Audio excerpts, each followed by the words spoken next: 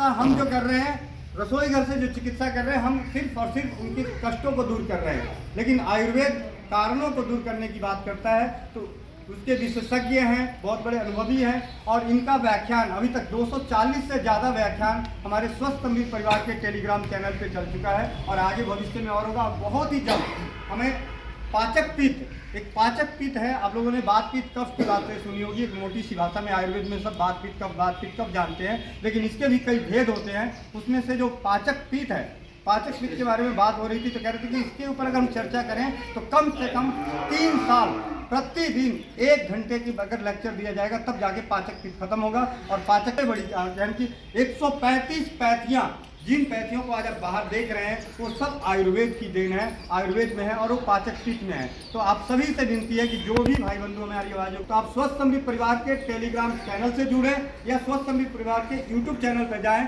वहाँ पे वैद्य सत्यवान नायक जी के नाम का प्लेलिस्ट है, वहाँ पे आयुर्वेद आलोचना सत्र के नाम से प्लेलिस्ट है, उसमें जाकर आप सुने और पाचक पित्त को समझें, क्योंकि पाचक पित्त में रसोई घर भी उसी में आता है।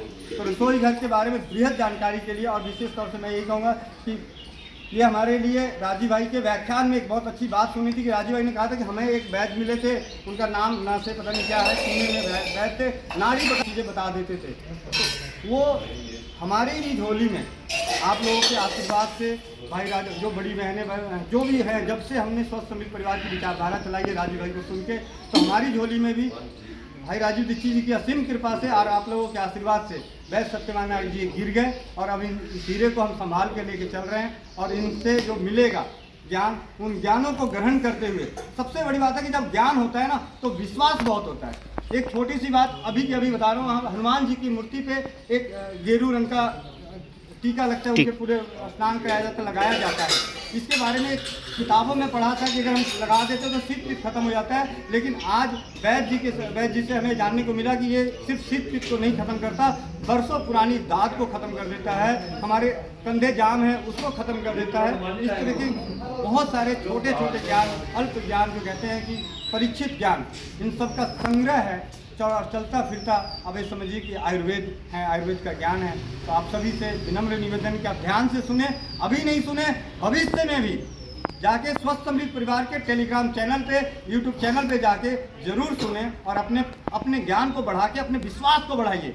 अगर ज्ञान बढ़ेगा तो विश्वास बढ़ेगा, और जब ज्ञान और विश्वास दोनों बढ़ेगा तो दुनिया की कोई ताकत आपको डरा नहीं सकती, और आपसे कोई लूट नहीं सकता, और आपको अस्वस्थ होने से अस्वस्थ होने से कोई रोक नहीं सकता। ये है क्योंकि विश्वास की ताकत है। राजीव भाई को सुनने के बाद जो हमारे अंदर विश्वास जगा था ना, विश्वास, क्योंकि उनकी वाणी में इतना शब्द था कि चूना सेवन करने से, लौंग का सेवन करने से, अभी कल परसों के स्वस्थ अमृत परिवार के टेलीग्राम एक ग्रुप है, उसमें आप देखेंगे किसी ने टैग किया कि 20 दिन लौंग का पानी पिलाने से नपुंसक शुक्राणुओं की संख्या इतनी बढ़ गई कि वो बाप बन गया।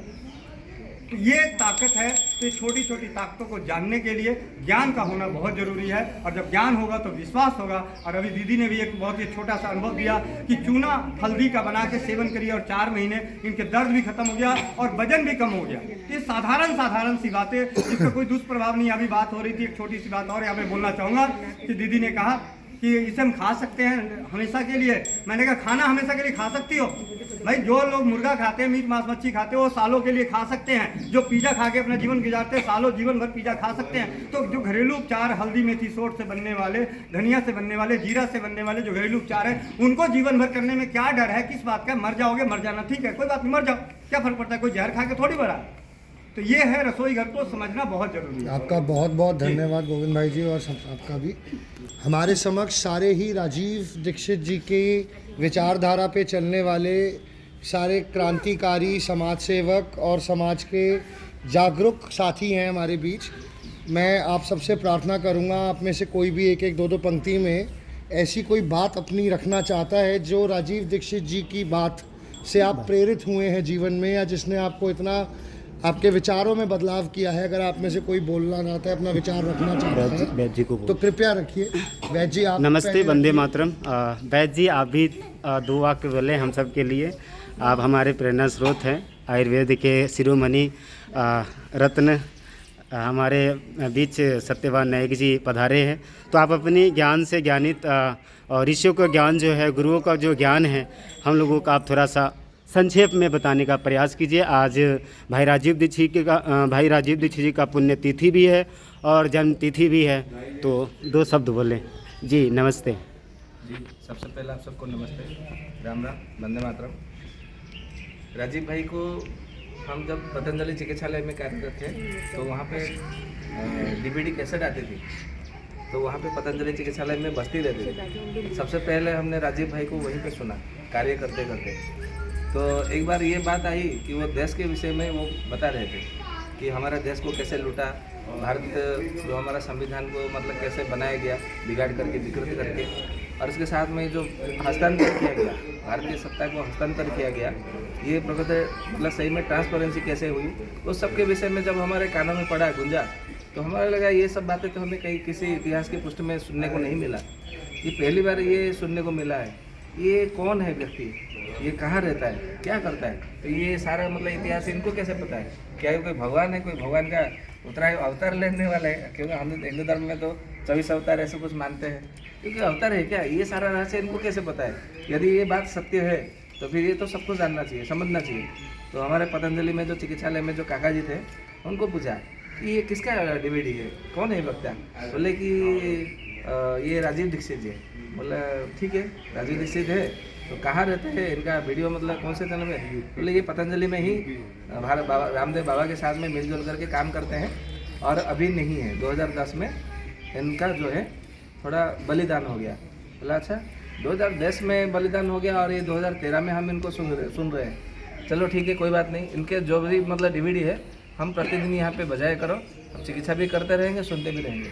तो लगभग हमने जितने भी उनके पास में डीवीडी थी, क्योंकि वो डीवीडी बेचते भी थे और वहाँ पे बजाया भी जाता था छोटे छोटे स्टूडियो में, तो हमने लगभग 1 वर्ष तक उनके बहुत सारी डीवीडी हमने उनके सुनी। तो सारे के सारे बहुत मतलब अच्छे लगे, और ऐसा लगा कि हमारे भारत में जितने भी सत्ता है, कोई भी सरकार है, तो जैसे उन्होंने कहा है कि एक नागनाथ है तो दूसरा सांपनाथ है, तो सारे के सारे उसी नाग के पर्याय में आते हैं। तो ये सरकार के प्रति या तो सरकार की जो व्यवस्था है उनके प्रति थोड़ा सा घृणता भाव आ गई या तो हिन्नता भाव आ गई। ऐसा लगा कि हम भारत के कहते हैं कि भारत में कोई सौभाग्य हो तभी मतलब वो भारत में जन्म ले सकते हैं, परंतु मन में कि कोई किसी का दुर्भाग्य हो तभी ऐसे समय में भारत में जन्म ले सकता है, वर्तमान के समय में। परंतु ये दुर्भाग्य को सौभाग्य में बदलना है तो राजीव दीक्षित के व्याख्यान को आपको जरूर सुनना पड़ेगा। यदि आप राजीव दीक्षित जी के व्याख्यानों को नहीं सुनेंगे तो इसके जो कड़वी सच्चाई है, जो इतिहास है, जो सत्य हमसे छुपाया गया, मतलब बचा के रखा गया जी, उसको यदि हम नहीं जान पाएंगे, नहीं समझ पाएंगे, तो फिर हम आगे कुछ नहीं कर पाएंगे।